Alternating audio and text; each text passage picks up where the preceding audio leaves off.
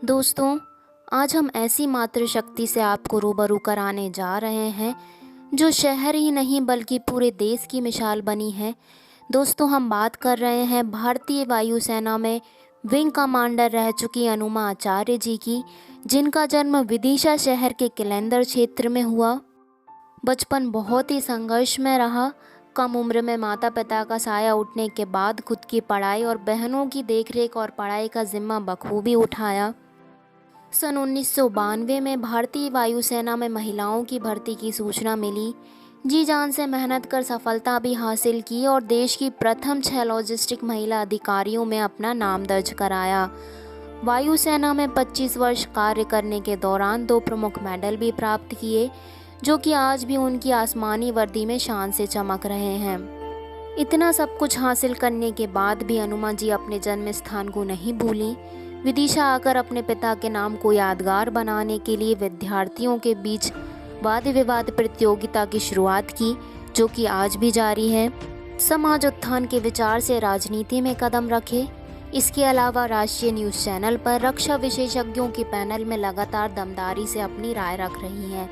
तो आइए उनके जीवन संघर्ष और अनुभवों की कहानी हम उन्हीं से जानते हैं। भारतीय वायुसेना में विंग कमांडर रह चुकी अनुमा मैम हमारे साथ हैं। Thank you so much ma'am, आप हमारे साथ जुड़ रही हैं, हमारे दर्शक आपको सुन पा रहे हैं और बहुत ही प्राउड फील हम कर रहे हैं कि इस तरह से इंटरेक्शन आपसे हो पा रहा है। वायुसेना की इतने बड़े पद पर आप रही हैं और विदिशा जैसे छोटे शहर से उठकर आपने इतना कुछ हासिल किया है। और सबसे अच्छी बात है कि आपके बारे में हम आपसे ही सुन पा रहे हैं। तो बाकी की सवालात हम करें उससे पहले बहुत ही कम शब्दों में हम आपकी जीवन यात्रा के बारे में जानना चाहेंगे। साथ ही 25 साल वायुसेना में नौकरी के खास अनुभव भी हम जानना चाहेंगे। क्या कुछ आपने अपने देश को दिया और क्या कुछ हासिल किया, वो हमें बताइए। निवेदिता, आपके दर्शकों को मेरा नमस्ते। विदिशा में मैं पैदा हुई थी और मेरे पिताजी क्योंकि भारत की मध्य प्रदेश की वन सेवा में थे, तो उनका जो ट्रांसफ़र था वो अक्सर छत्तीसगढ़ के एरिया में होता था।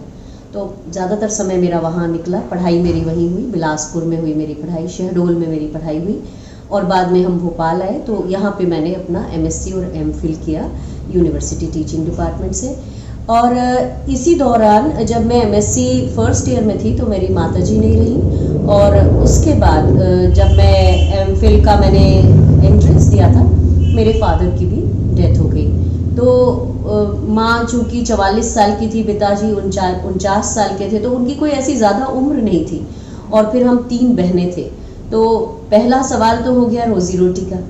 तो पिताजी जिस में थे राज्य वन सेवा में, उसमें ही मैंने असिस्टेंट प्रोग्रामर के पद पे सतपुड़ा भवन में काम किया 1.5 साल। इसी बीच मैंने एयरफोर्स का ऐड देखा तो सबसे ज़्यादा डर ये लगता था कि हम मध्य प्रदेश में पढ़ाई का स्तर बहुत अच्छा नहीं माना जाता और हमारे समय में माता पिता ने मुझे हिंदी मीडियम में डाला था, क्योंकि बार बार हम जहाँ जहाँ छोटी छोटी जगहों पे जाते थे वहाँ पे इंग्लिश मीडियम थे भी नहीं। तो मुझे ये डर लगने लगा कि अगर मैं जाऊँगी तो क्या मैं कॉम्पीट कर पाऊँगी। लेकिन वो एक छोटा सा सिर्फ एक डर होता है, डर के आगे कहते हैं ना जीत है। तो बस मैंने फिर न्यूज़, जो उस समय केवल दूरदर्शन था, तो उस पर जो इंग्लिश न्यूज़ आती थी उसको सुबह शाम देखना और उस तरह से अपनी सब टेक्स्ट बुक्स को उस तरह से पढ़ना शुरू किया और धीरे धीरे मेरा जो टंग ट्विस्टिंग होती है इंग्लिश बोलने में वो ख़त्म हो गई। और मैं फिर देने गई जब एग्ज़ाम तो मेरा रिकमेंडेशन हुआ। और हम लोग शायद जब पहली बार जाते हैं, क्योंकि परिवार में और कोई था नहीं, मेरे फूफा जी थे वो कर्नल थे आर्मी में, लेकिन उनके अलावा कोई फौज में नहीं था। तो मुझे लगा कि मेरा सिलेक्शन हो गया है, मतलब मैंने पूरा क्वालिफाई कर लिया था, तो मुझे लगा मेरा फाइनल सिलेक्शन हो चुका है। तो मैं बड़ी खुश होकर मैंने सबको बताया कि मेरा फर्स्ट बैच में सिलेक्शन हो गया है। थोड़े दिनों के बाद एक चिट्ठी आई, उसमें लिखा था कि आपका मेरिट में नाम नहीं आ पाया। तो वो बहुत दुख की बात लगी मुझे और मैंने ठान लिया कि अब तो इंडियन एयरफोर्स में जाके रहना है। तो फिर जो मैंने दिया एग्ज़ाम और उस बार मेरा फाइनल सिलेक्शन तो हुआ। ये एयरफोर्स का ओवरऑल सेकंड बैच था, मतलब अगर हम पायलट्स भी मिला दें, सब मिलाने से भी एयरफोर्स का सेकंड बैच था। और लॉजिस्टिक्स जो मेरी ब्रांच है जिसमें हम परचेज करते हैं, कॉन्ट्रैक्ट करते हैं, कि उस सब से रिलेटेड एक ऐसा जॉब था जिसमें लड़कियां पहली बार आ रही थी। तो लॉजिस्टिक्स ऑफिसर्स के पहले बैच की मैं ऑफिसर रही। और फिर 1 साल की जो ट्रेनिंग हुई हमारी हैदराबाद में, वो थोड़ी ऐसी थी कि अब एमफिल करने के बाद हम सोचते हैं कि हमने बहुत पढ़ाई कर ली है, लेकिन वहां जाके आपको कोई भी गलती हुई तो वो 4 राउंड दौड़ो, 6 राउंड दौड़ो, फिर आप हॉन्चिंग करो, तो वो ऐसा लगता था कि ये कितना डिग्रेड कर रहे हैं। लेकिन फिर मैंने देखा कि वो फिजिकल टफनिंग थी। वहां मैंने सीखा कि 3 मिनट के अंदर कितनी जल्दी हम 10 तरह की यूनिफॉर्म बदल सकते हैं और फटाफट परेड ग्राउंड पे आ सकते हैं। ये सारी चीज़ें वहाँ सीखी हमने। ये तो फिजिकल पार्ट हुआ। इसके अलावा जो प्रोफेशनल हमारी ट्रेनिंग थी वो भी 52 हफ्ते की ट्रेनिंग थी और उसमें हमें लॉजिस्टिक्स के बहुत सारे पहलुओं से परिचित कराया गया। और उसके बाद हम दिसंबर 93 में मैं कमीशन ऑफिसर बनी। बस एक चीज़ जो कमी खल रही थी वो थी पेरेंट्स की, क्योंकि जब हम ज़िंदगी में किसी मुकाम पे पहुंचते हैं तो सिर्फ माता पिता याद आते हैं। मैम, जब कोई लड़की डिफेंस में जाने का सपना देखती है, खासकर छोटे शहरों की लड़कियां जब सोचती हैं कि उन्हें आर्मी, नेवी या एयरफोर्स में जाना है, तो कई सारी चुनौतियां उनके सामने होती हैं। हो सकता है परिवार वाले सपोर्ट ना करें, हो सकता है कि सही तरह का गाइडेंस ना मिले, एक प्लेटफॉर्म ना मिले। तो आप उन लड़कियों को क्या सुझाव देना चाहती हैं, वो बताइए। पहली चीज़ तो अगर आर्मी, नेवी या एयरफोर्स में जाने की इच्छा है तो आपकी जनरेशन जो है वो बहुत खुशकिस्मत है जिसके पास यूट्यूब पे सब कुछ मौजूद है। आप कभी देखेंगे तो अपने पास रिटन मटेरियल भी बहुत ज़्यादा है, प्रैक्टिकली कैसे होता है वो तक यूट्यूब में बताया गया है। लेकिन वो उसको हमें गाइडलाइन की तरह लेना है, क्योंकि आर्मी, नेवी, एयरफोर्स आप में लीडरशिप क्वालिटीज़ देखती है कि आपको देखकर क्या 4 लोग प्रेरित होते हैं, ये उनका मेन मोटो होता है। तो उसमें ना केवल वो आपको शारीरिक रूप से भी स्वस्थ होना चाहिए, वो तो एक बात है, लेकिन वही सब कुछ नहीं है। वो मेंटल एबिलिटीज़ देखते हैं कि आप कैसे लोगों को मोटिवेट कर सकते हैं। तो ये पूरा 5 दिन का टेस्ट होता है। अगर हमने क्वालिफाई कर लिया पहले दिन, जो कि एप्टीट्यूड टेस्ट होता है जैसे बैंक में होते हैं उस तरह से, तो वो एप्टीट्यूड टेस्ट जब हम क्लियर कर लेते हैं उसके बाद 4 दिन का और टेस्ट होता है जिसमें ग्रुप डिस्कशंस भी होते हैं, ग्रुप प्लानिंग होती है, फिर इंडिविजुअल प्लानिंग एबिलिटीज़ देखी जाती हैं और वो ये भी देखते हैं कि आप कमांड कैसे देते हो, आपको प्लान कैसे करने में आप सबको इंक्लूड करते हो कि नहीं करते हो, कि खुद सारे काम करने लग जाते हो। तो ये टीम बिल्डिंग की पूरी एक्सरसाइज होती है और जिसको आपको क्वालिफाई करना होता है। फिर एक 45 मिनट के लगभग का इंटरव्यू होता है और हम जब भी इन सब एग्जाम्स को देते हैं तो हम बनावटी नहीं हो सकते। इसमें कहीं ना कहीं हमारे अंदर का जो नेचुरल सच है वो निकल के आता है। तो ये जो एग्जाम्स हैं इनको अगर हमें साधना है तो प्रैक्टिस आज से करनी चाहिए। अगर हम 10th क्लास में हैं तब से हमें एक तो सारे शॉर्टकट्स बंद कर देने चाहिए कि हम चलो ये 5 प्रश्न पढ़ के हम एग्जाम पास कर लेंगे, ये वो वाली कहानी नहीं है। ये आपका सर्वांगीण व्यक्तित्व है जिसकी एक परख होती है और उसके बाद ही आप जा पाते हैं। तो जो लोग जाना चाहते हैं, एक तो मैं उनसे ये कहना चाहूँगी कि इससे अच्छी कोई सर्विस मैं नहीं जानती, क्योंकि मैंने थोड़ा समय कॉर्पोरेट में भी काम किया है, लेकिन जो आर्म फोर्सेस के अंदर एक सुरक्षा और एक सम्मान और पैसे भी क्यों नहीं, वो भी जो लेडीज़ को मिलते हैं वो उसकी तुलना में किसी और दूसरी नौकरी से नहीं कर सकती। और मुझे लगता है कि कोई भी पेरेंट्स ऐसे नहीं होंगे आज के युग में कि जिनका अगर बच्चा ऐसा क्वालिफाई करे तो उन्हें किसी तरह की हिचक हो या वो मना कर दें। तो मैं समझती हूँ ये परिवारों को भी सोचना चाहिए कि ये बहुत सम्मानजनक नौकरी है और इसमें उनकी बच्ची जो है खुद तो सुरक्षित है, 4 और लोगों को सुरक्षित करने की हिम्मत रखती है। तो ऐसे जॉब में ज़रूर जाना है। मैम, आप इतने सालों में विदिशा में क्या बदलाव देखती हैं और अभी क्या बदलाव और विदिशा में होना बाकी है और आपके क्या प्रयास हैं विदिशा को लेकर, वो हमें थोड़ा सा बताइए। विदिशा में बदलाव मैं थोड़ा इंफ्रास्ट्रक्चर में देखती हूँ कि कुछ एक भवन बने हैं, हॉस्पिटल बना है, लेकिन उनका रख रखाव अभी उसमें उस तरह की धार आना बाकी है। एक बहुत अच्छा सभागार बना है, मैं उसकी हालत अब देखती हूँ, जब वो नया बना था, उद्घाटन हुआ था, लेकिन वो अभी पूर्णता को नहीं पा सका है। तो वो ऐसी चीज़ है, पर इंफ्रास्ट्रक्चर बना है, इसमें कोई नकारा नहीं जा सकता। लेकिन जिस बात को देख के मुझे परेशानी होती है वो ये है कि हमारी जो सोच है उसे प्रोग्रेसिव होना है। क्या होता है कि विदिशा में जो हमारी तुम्हारे जैसी बच्चियां हैं, लड़कियां हैं, लड़के भी हैं, जनरल नॉलेज, सामान्य ज्ञान दुनिया का नहीं होता। और आजकल व्हाट्सएप आ गया है तो जो पढ़ते हैं उससे पढ़ते हैं। तो मैं ये कहना चाहती हूँ कि जो नई पीढ़ी है उसे सोर्स से पढ़ना सीखना चाहिए। किताबों से हम डायरेक्ट पढ़ें अगर, तो हमें सही ज्ञान मिलता है, हम उसे विश्लेषण कर सकते हैं। व्हाट्सएप पे जो आता है वो किसी तरह का एक नैरेटिव होता है, कई बार वो सच होता है लेकिन अक्सर वो सच नहीं होता है। और उसमें 3/4 हिस्सा जो होता है वो गलत होता है, 1/4 सही होता है। तो मेरा ये मानना है कि विदिशा जो है, मैं जो नई पीढ़ी के साथ मेरे प्रयास रहते हैं कि जब भी मैं स्कूलों में जाऊं उनको काउंसलिंग के दौरान यही बात कहूं कि एक तो आपको अपने आसपास का जनरल नॉलेज बढ़ाने की बहुत ज़रूरत है, दुनिया में क्या हो रहा है, दुनिया में क्या अच्छी चीज़ें हो रही हैं, क्योंकि आज तक हमारी पीढ़ी से लेकर आपकी पीढ़ी तक हम कहते हैं हम विकासशील देश हैं। हम क्यों नहीं चाहते कि हम एक विकसित देश हों? तो विकसित और विकासशील का जो लंबा गैप है उसको पूरा करने के लिए विदिशा है, रायसेन है, जितने भी हमारे मध्य प्रदेश के छोटे शहर हैं उनको एक लेवल तक आने की ज़रूरत है और उसमें सोच की ज़रूरत है, और सबसे बड़ा उसमें काम करेगी हमारी नई पीढ़ी।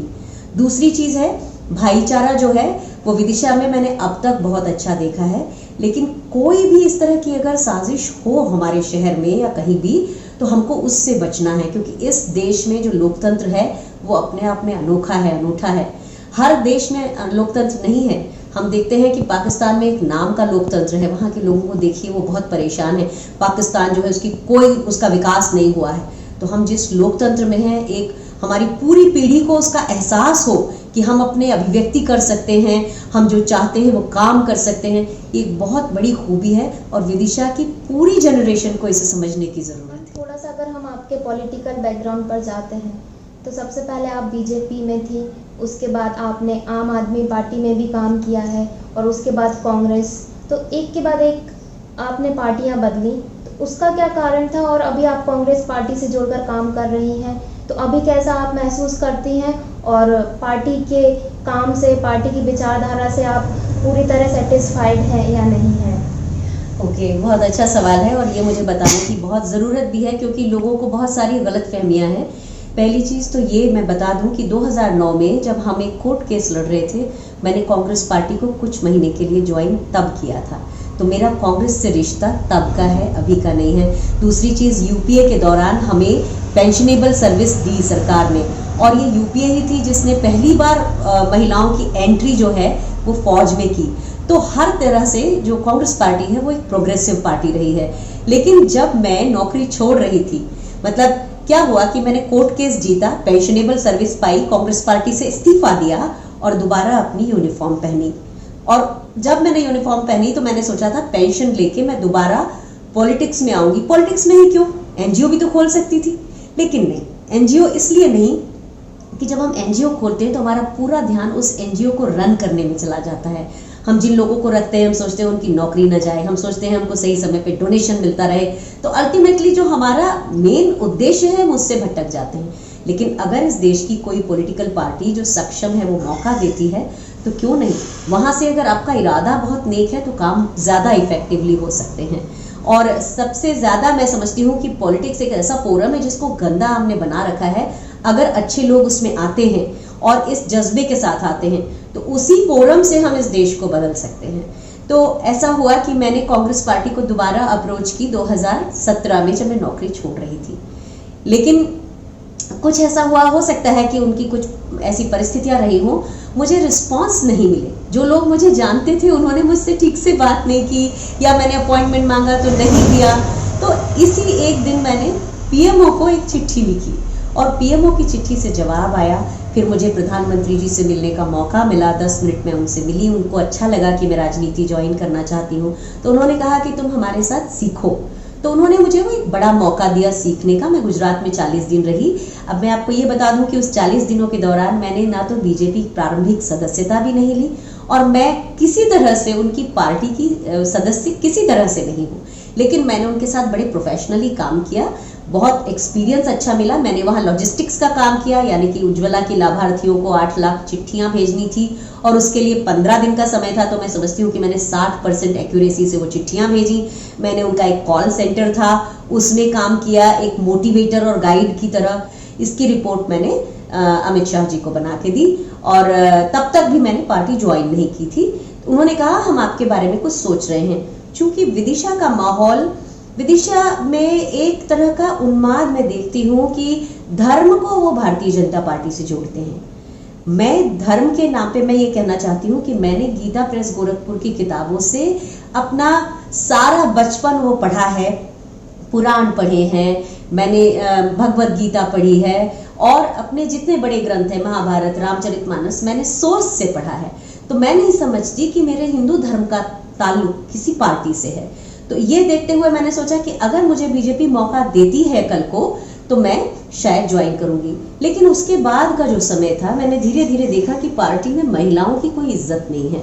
मैंने देखा कठुआ का जब गैंगरेप हुआ तो कठुआ के आरोपियों को सरकार, मतलब वहां के लोगों ने, बीजेपी के लोगों ने माला पहनाई और स्वागत किया। और मुझे इतना खराब लगा, मैंने ट्विटर पे प्रधानमंत्री को कई बार टैग किया। मैंने कहा आप चुप भी मत रखिए, इस पर कुछ बोलिए। जब उन्होंने नहीं बोला तो मन खराब हो गया मेरा। और उसके बाद मैंने देखा कि लगातार ऐसी चीजें हो रही हैं। तो जब सितंबर में भारतीय जनता पार्टी ने मुझे अपनी तरफ से विशेष आमंत्रित सदस्य बनाया और पेपर में छाप दिया तो मुझे बहुत नाराजगी हुई। मैंने अपनी नाराजगी उनसे जाहिर की और जाहिर करने के बाद मेरी कोई सहमति नहीं है और मैंने उन्हें वो मना कर दिया। तो मैं बीजेपी की सदस्य एक दिन के लिए भी नहीं थी, मैंने उनके साथ एक प्रोफेशनल की तरह काम किया। मैं तब भी बहुत बेतरह चाहती थी कि मुझे कांग्रेस अपनी इसमें ले ले पार्टी में, और मैं उसके लिए, मुझे कई विदिशा के लोगों ने एमपीसीसी में भी देखा, कांग्रेस कमेटी में भी देखा बैठे हुए, लेकिन वो नहीं हो पाया। जो भी कारण थे और कारण मुझे मालूम है, मैं यहाँ नहीं कहना चाहती। वो समय ऐसा था, संशय का दौर था, अपने को पता नहीं था कांग्रेस पार्टी को कि क्या वो कभी। तो इस बीच में आलोक अग्रवाल जो एक IIT कानपुर के थे और आम आदमी पार्टी के कन्वीनर थे, उन्होंने मुझसे कहा कि आप फील्ड की इंसान हैं, आप एक्सपीरियंस क्यों नहीं लेती हैं? आपका अगर इरादा पॉलिटिक्स में आने का है तो आप ये क्यों चाहती हैं कि बड़ी पार्टियां ही आपको लें? आप हमारे साथ जुड़िए। चूंकि दिल्ली में आम आदमी का पार्टी का काम बहुत अच्छा था, तो मैंने सोचा कि ये चूंकि धर्मनिरपेक्ष हैं और ये किसी तरह के उन्माद नहीं पैदा करते और ईमानदारी से काम कर रहे हैं, पैसे वाले लोग नहीं हैं, ये सब सोचते हुए मैंने हाँ कहा। चूंकि मेरा कोई पॉलिटिकल बैकग्राउंड नहीं था और मुझे आज तक जातियों के बारे में नहीं पता, क्योंकि अब तो मैं थोड़ा बहुत जानती हूँ, लेकिन मैं फौज में एक ही जाति समझती थी, उसका नाम भारतीयता था। तो मुझे समीकरण नहीं पता थे। पॉलिटिक्स में मेरे घर का कोई बैकग्राउंड नहीं है, सिर्फ हिम्मत से आई थी मैं। तो मैंने वो चुनाव लड़ने का फैसला किया और मैंने बहुत दिल से चुनाव लड़ा, उसे विदिशा के लोगों ने देखा है। लेकिन ये था कि चूंकि पोलराइज्ड चुनाव था, लोग नहीं चाहते थे कि एक पर्टिकुलर व्यक्ति बीजेपी से जीते, तो उन्होंने कांग्रेस को वोट दिया और कांग्रेस ने इतिहास रचा विदिशा में बहुत समय के बाद। और उसके बाद जब चुनाव खत्म हुए, मुझे कम वोट मिले, मैं जानती हूँ, लेकिन मेरी प्रसिद्धि पूरे मध्य प्रदेश में हुई। और मेरे जो फौजी दोस्त थे उन्होंने मुझे फाइनेंशियली भी सहायता की और उन्होंने मुझसे कहा कि तुमने शेरनी की तरह चुनाव लड़ा, तो मेरे लिए मैंने कुछ अचीव किया। और लेकिन फिर मैंने विदिशा में बहुत कोशिश की मैं आम आदमी पार्टी की टीम खड़ी कर सकूं, लेकिन आने वाले 2 महीनों में कभी भी हमने कोई कोशिश की हो, कोई साथ नहीं आई टीम यहाँ पे। तो मुझे लगा कि किसी तरह का या तो हम समन्वय नहीं कर पा रहे हैं या मेरी कमी है। तो मैंने 6 फरवरी 2019 को आम आदमी पार्टी से इस्तीफा दिया। फिर मैं TV9 भारतवर्ष में आई, कुछ दिन कंसल्टेंट एंकर रही। कुछ दिनों के बाद उस चैनल को किसी दूसरी पार्टी से संबंधित लोगों ने खरीद लिया, तो फिर वहाँ हमारा कॉन्ट्रैक्ट रिन्यू नहीं हुआ। और उसके बाद से मैं विदिशा, दिल्ली के बीच में आती जाती थी। इंस्टीट्यूट्स में मेरे मतलब मैं सेमिनार्स देती थी, बच्चों को बताती थी कि किस तरह से करियर में वो जा सकते हैं। तो ये सारी चीज़ें चल रही थी। इस दौरान कोरोना आया और कोरोना के समय में चूंकि मेरा रक्षा विशेषज्ञ की तरह मुझे काफ़ी सारे ऑफर आए और मैंने उन मुद्दों पर, जो हमारे चीन से रिलेटेड मुद्दे थे या हमारे जहाज़ों से रिलेटेड मुद्दे थे, उन पे काफ़ी कुछ बोला। तो यहाँ तक की जर्नी इस तरह से है पॉलिटिक्स से। और फिर इन्हीं दिनों मुझे कांग्रेस से एक फ़ोन आया दिल्ली से और उन्होंने मुझसे कहा कि आप हमारी पैनलिस्ट बनिए। तो तब से मैं पिछले 3 महीनों से मैं कांग्रेस पार्टी के साथ हूँ, फॉर्मली हूँ। मैम, हमारी आने वाली पीढ़ी, खासकर महिला वर्ग को आप क्या संदेश देना चाहती हैं? मैं महिला वर्ग को ये कहना चाहती हूँ कि उनके बराबर ओजस्वी कोई नहीं है, पर उन्हें अपनी शक्ति पहचाननी पड़ेगी। उन्हें आसपास के माहौल का ज्ञान रखना पड़ेगा और जब वो सक्रिय योगदान देश की राजनीति में नहीं, देश के बनने में देंगी, तब हमारा देश जो है विकसित बनेगा, विकासशील जो कहलाता रहा है। जैसे अगर हम देखें न्यूजीलैंड की जो प्रधानमंत्री हैं, उनको देखा हमने कि उनके रहते हुए कोरोना के केसेस नहीं होते न्यूजीलैंड में, कोरोना फ्री कंट्री है वो। इसी तरह से जर्मनी की जो चांसलर हैं वो हैं। तो जिन जिन देशों में हम देख रहे हैं, वियतनाम हम देख लें, तो महिलाएं जो हैं वो कमाल करती हैं। तो हमारे यहाँ की जो महिलाएं हैं वो अपनी शायद इस क्षमता को या तो पहचानती नहीं है, और पहचानती भी हैं तो सोचती हैं कि अरे हमें क्या करना है। वैसा नहीं है, उन्हें अपने देश के साथ सक्रिय रूप से जुड़ना होगा। मैं नहीं कह रही कि हर कोई राजनीति में आके चुनाव लड़ने लगे, लेकिन जब भ्रम फैलते हैं तो उससे हमारा विकास पीछे की तरफ जाता है। तो महिलाओं को ये ध्यान देना होगा कि वो भ्रम फैलने से रोकें, आगे कोई प्रोग्रेस हो रही है तो उस प्रोग्रेस की तरफ बढ़ें और उसमें खुद को शामिल समझें। मैम एक बार फिर से हम दिल से शुक्रिया अदा करना चाहते हैं आपका कि इतना कीमती वक्त आपने हमें अपना दिया, और यही शुभकामनाएं हमारी कि आप इसी तरह खुश रहें, स्वस्थ रहें, और जब भी महिला सशक्तिकरण की बात आती है तो आपका नाम ज़रूर लिया जाता है। तो इसी तरह सालों साल लोग आपका उदाहरण देते रहें। Thank you so much ma'am. Thank you Nivedita, मुझे बहुत अच्छा लगा कि एक तो आप वक्त की इतनी पाबंद निकली, दूसरे आप कम उम्र में इतना अच्छी तरह से अपना जो कर्तव्य है वो निभा रही हैं, और मैं आपके चैनल के लिए, आपके लिए बहुत सारी शुभकामनाएं देती हूँ। आप बहुत आगे जाएंगी, क्योंकि फिर से वही बात कि आप वक्त की पाबंद हैं। धन्यवाद।